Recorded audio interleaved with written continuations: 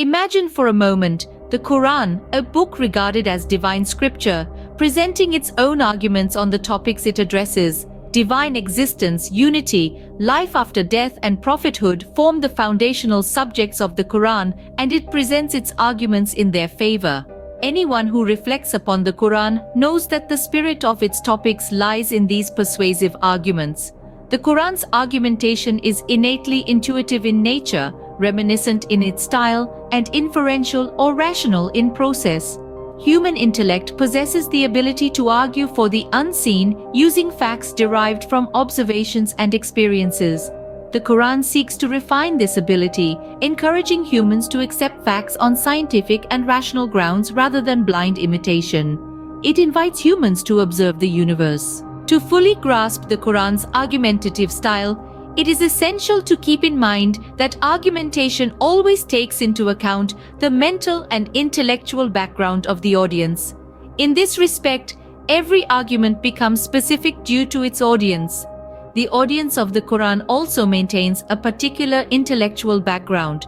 Hence, the Quran has considered this fact at every step of argumentation, further enhancing its grandeur.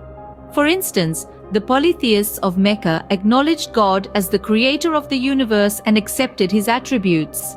Therefore, the Quran did not argue about God's existence with them, but rather about the implications and requirements of God's attributes, which they were neglecting. In the realm of established facts or axioms, the Quran's method of argumentation is more reminiscent than logical. By reminiscent argumentation, we mean directing attention effectively towards known or established facts. This reminder comes in various forms. The Quran uses the signs of the horizons and the self as premises for its argumentation, and through them directs human attention towards higher truths in an inferential or rational manner. The basis of this is the reminder, because the call of the Quran is essentially a reminder and an admonition. The Quran states, "It is nothing but a reminder to the worlds." The Quran has argued for the glory of divine providence, power and wisdom from the facts of the horizons, and from these three attributes it has argued for unity, prophethood, and life after death. The Quran, referring to these facts, says, "O Prophet, you make them attentive to the great signs of God that are prominent in their surrounding environment." But it must be clear that this method is not like the logician's method of establishing major premises and deriving results. Instead, it's an act of making hearts and minds attentive.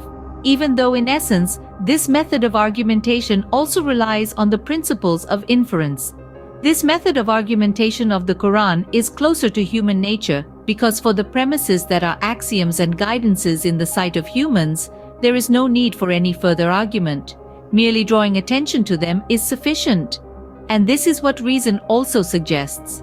In summary, the Quran's unique approach to argumentation is innately intuitive, reminiscent in style, and inferential or rational in process.